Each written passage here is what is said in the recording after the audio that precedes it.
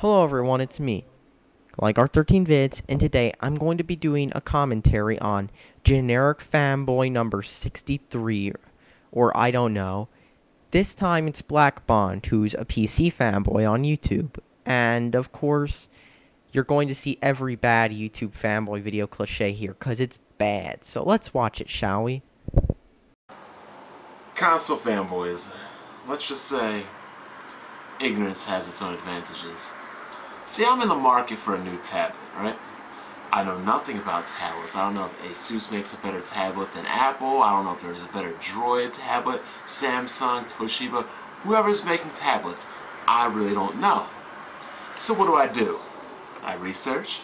I ask people for their opinions. I try to get feedback. I want to know. I want to be educated. Teach me. Learn me. Give me insight.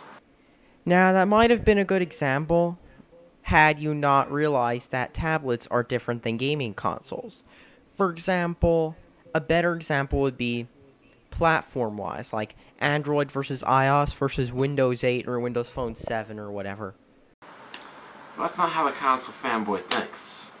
They prefer to live in their own ignorant world, their little own ignorant box, where the truth will exist outside the box, but they don't want to accept it.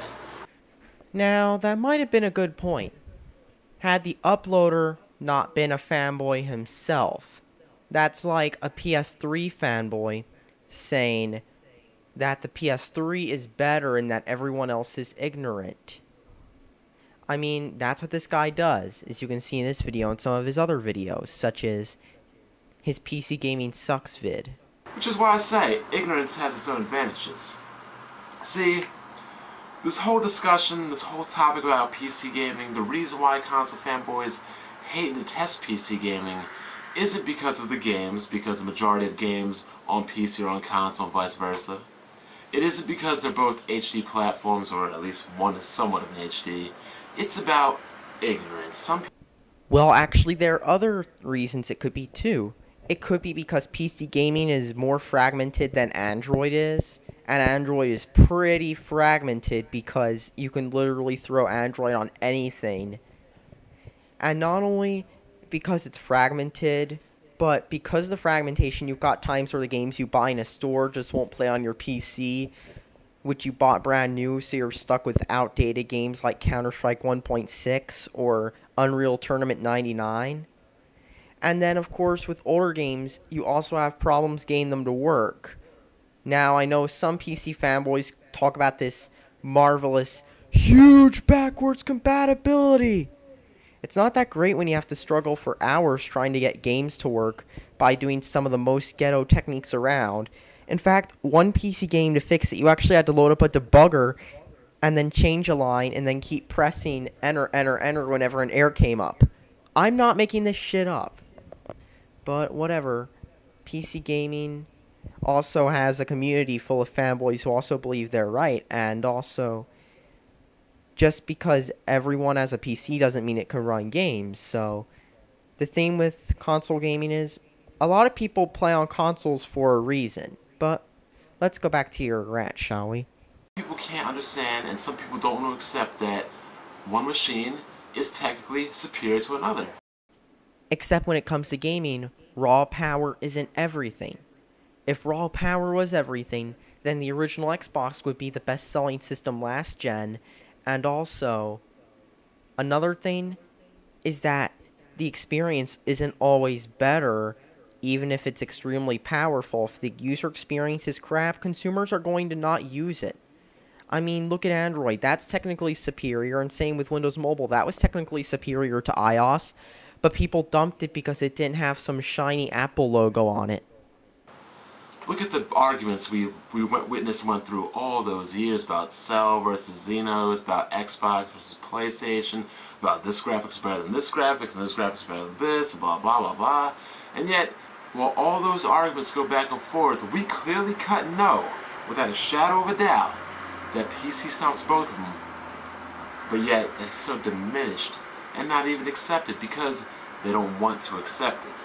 They don't want to realize it. They don't want to hear the truth because the truth isn't something they want to hear. And congratulations. That is every YouTube fanboy argument in a nutshell. Need proof? Let me show you. Behind every lie, the truth is hiding right behind it. I'm telling you. I mean, Microsoft, main example. And rather than educating themselves about it, rather than learning about it, they just refuse. Which is why I say ignorance has its own advantages. Because see, if you never knew that PC gaming existed, you would think what you have is top dog. Oh, I can apply that logic to everything. Let me try it with PS3, for example. Advantages. Because see, if you never knew PS triple existed, you would think what you have is top dog. If you never knew what a Lamborghini is, you would think that your Toyota was awesome. If you never knew what a car was, you'd be happy riding a bus. If you never knew what an automobile was, you'd be happy with your bike. And if you knew what a Lamborghini was, you might still want to ride your bike. I mean, just look at all the people riding bikes, even though they're all those people who love Lamborghinis. Just saying. But the problem comes is that people know there's something better out there, and they can't accept that there's something better out there. Oh, right. Here's the thing. Raw power isn't everything when it comes to experience. You see, when it comes to gaming experiences, if you have to play on PC and you get blue screened with driver issues and games that have issues working, is it really that better? Raw power isn't everything. And don't pull what I'd like to call a BBC here and say, PC gaming having better graphics is just an opinion. Because after all, when it comes to overall experience, PC isn't the best. Maybe I'll explain that in another video though. They refuse to understand and accept something is better out there. I teach now. I have a class of 8th graders. I teach math. And now I talk to them every now and then. I try to get to insight what they're in and what they do. I'm curious of what 8th graders do now as opposed to what I was doing back in 8th grade. So, you know, they talk about sports, they play games and everything, and they're talking games, their Maddens, their Call of Duties, their Battlefields. Unfortunately, I have one who does nothing Cool but play story, Connect. brah. It's pretty pathetic, I know. So they ask me, what do I play? I tell them I play on the computer. And then they start going on and on about, why would you play on a computer? PlayStation 3 graphics are so much better. PC is horrible. You can't even play anything on a PC. Because the PC is very fragmented. Like I mentioned, the PC isn't the best experience because it's so fragmented.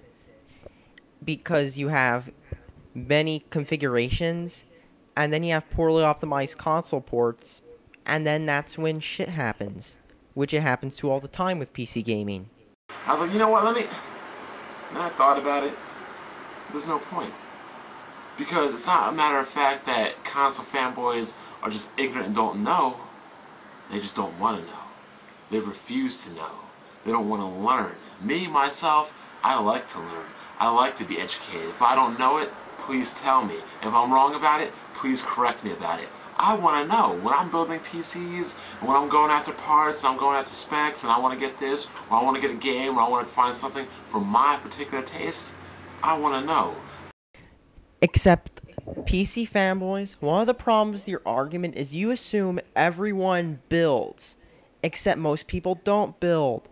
They run out to their local Best Buy, buy whatever prepackaged configuration of the week there is, and just take it home, usually made by a company like HP, Dell, Acer, Asus, Lenovo, or all the 50 million other PC makers. And of course Apple. And here's the thing. Many types of computers aren't upgradable. You've got Macs, most of them aren't upgradable. You've got ultra small form factor PCs with no PCI slots whatsoever. And you've got other types of PCs, like all-in-ones, which are just laptops in desktop cases. And you can't always upgrade them like everyone assumes you can. Not all PCs are ATX motherboards and cases. I want to hear opinions. I want to hear feedback. I want to know if I'm right, I'm wrong, or if something exists that, hell, I don't even know about. The console fanboys, that's just not it with you guys. You would rather not know the truth and live a lie. Now, the point of the video I kind of would have understood had all your videos not been PC is best system. You know, like Pyro 2000X, MLD, Shokyo, or all the 50 other fanboys. Second off, I know you claim to say PC is better, but then why are you kind of fanboyisming toward the Wii U? And third, fragmentation is not good. Now I know with PC gaming, you say it's a good system, and people saying stuff like you can customize it. But then look at what happened with Android. The problem with it is developers of programs were having to do stuff like trying to make it work on 5 different OS versions with wide configurations of hardware.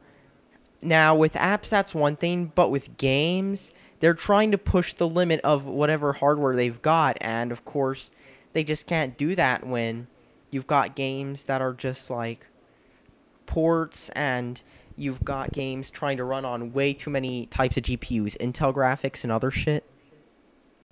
I mean, look at Android. You've got phones which are starting off like the low-end ones, which are basically about as powerful as a Windows mobile phone with like a 600 megahertz processor, all the way up to Snapdragons, quad cores, and stuff. And here's the thing.